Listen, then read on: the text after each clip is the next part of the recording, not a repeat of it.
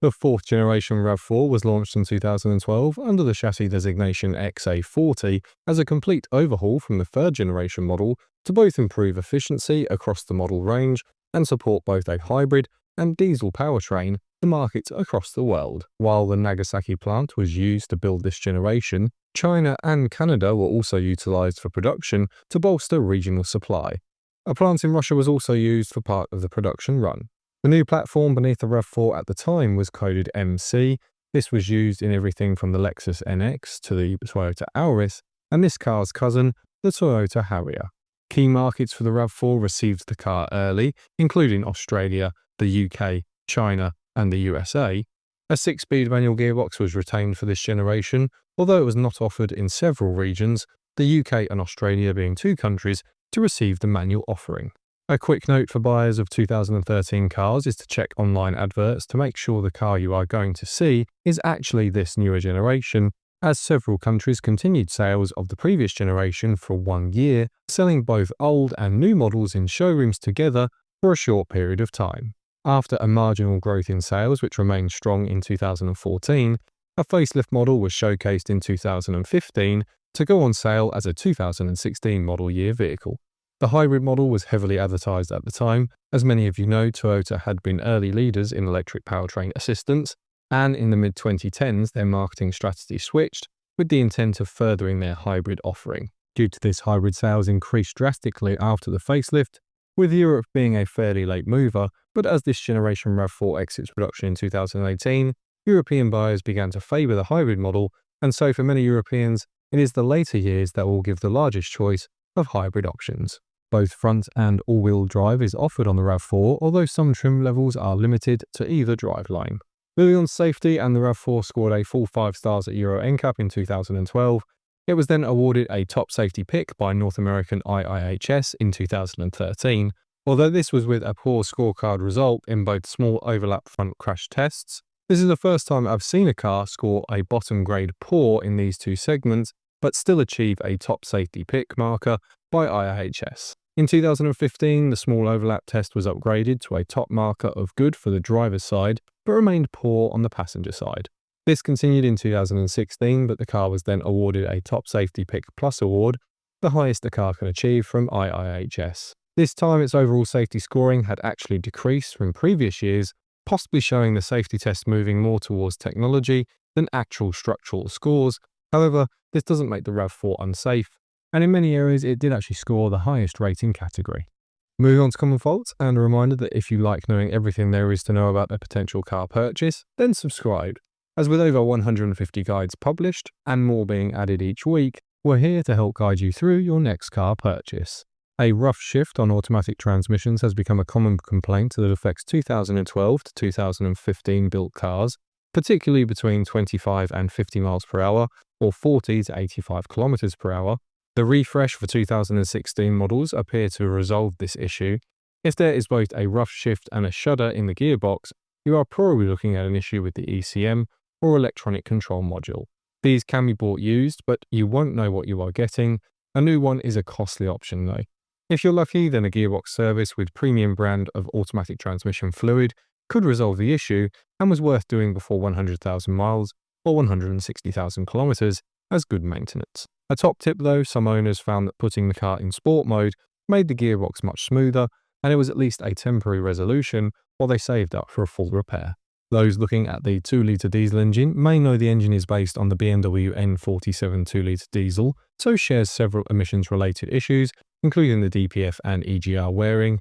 As these will be 10 years old at the youngest, you should budget to replace these soon if they haven't already been changed. Unfortunately, buying low mileage doesn't guarantee longevity of these items, as they usually face harder wear when used on consistent short journeys. Looking through customer feedback data, the stereo and navigation system, particularly on 2013 and 2014 registered cars, has faced the highest criticism for failures or short-term faults that were hard to diagnose at the dealer.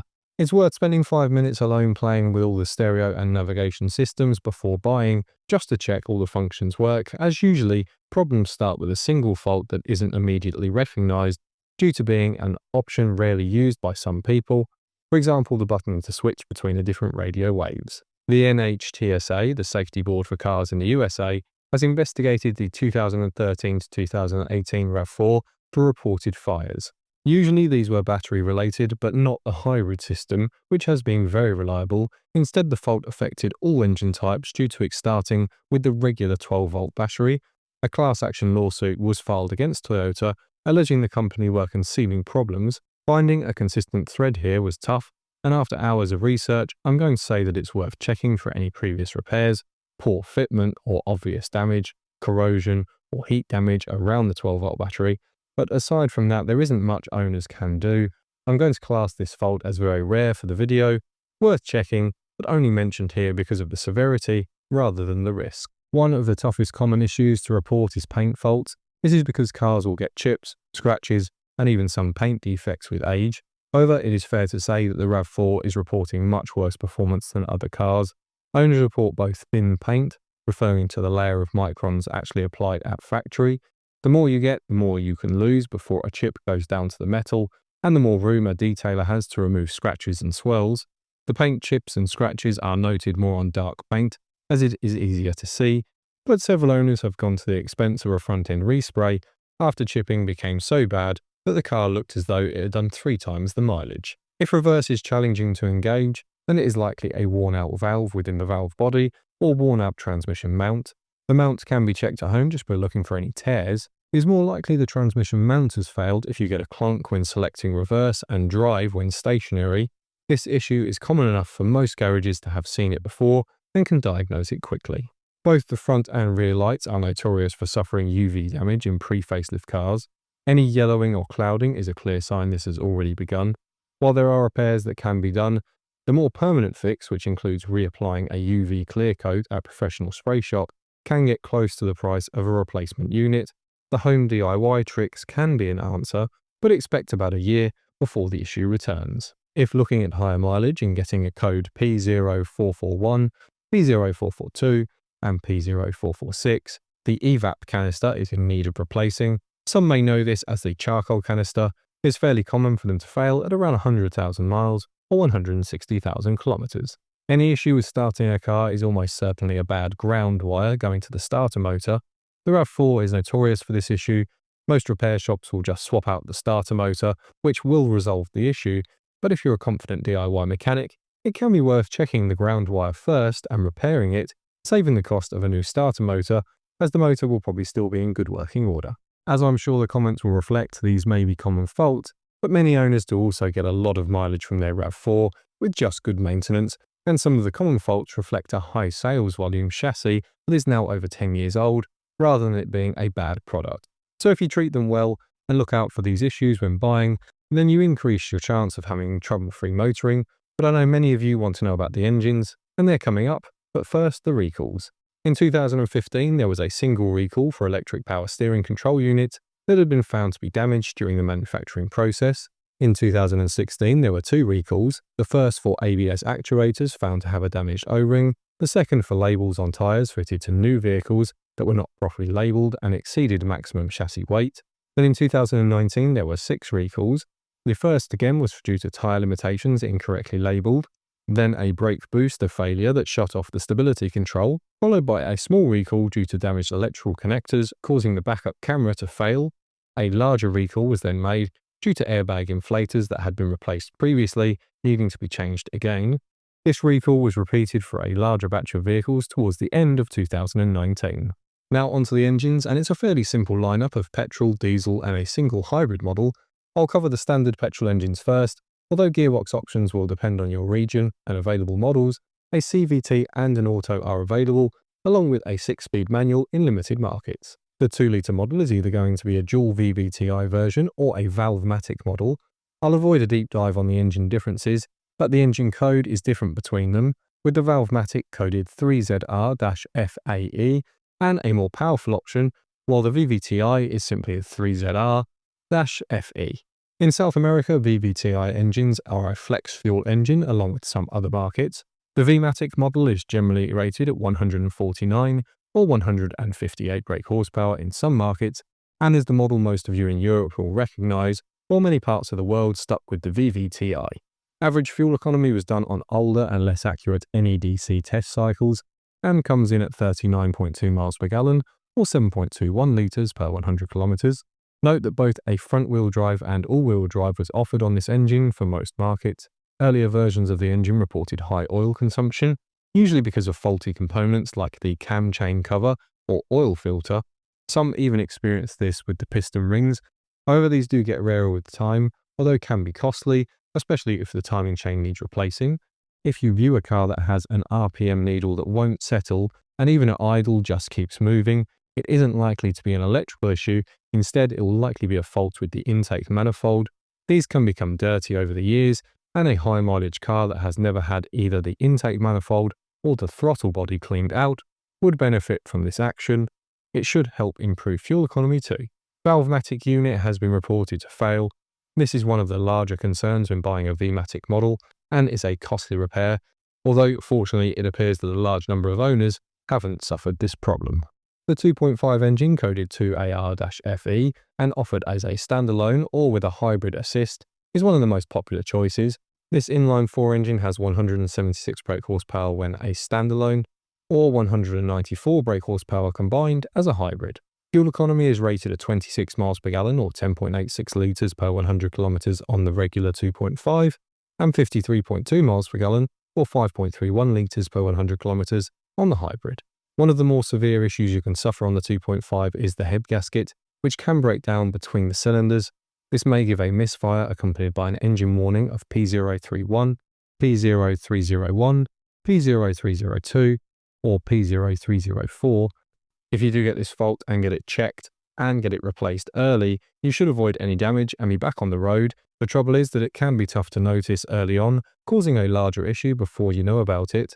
If the RAV4 you are buying has over 120,000 miles or 200,000 kilometers, then this is where the head gasket can begin to break down. As you might remember earlier on in the video, I mentioned transmission mount. Looking at the data, the 2.5 appears to suffer with wear on these bushes a bit more than others, although to be fair to the 2.5, it is the most popular choice across the world, so no surprise that the most popular engine has the most reports. Aside from this, the 2.5 is considered very reliable, and to put some balance in, I found countless reports of owners getting 200,000 miles with just oil, filters, and not much else.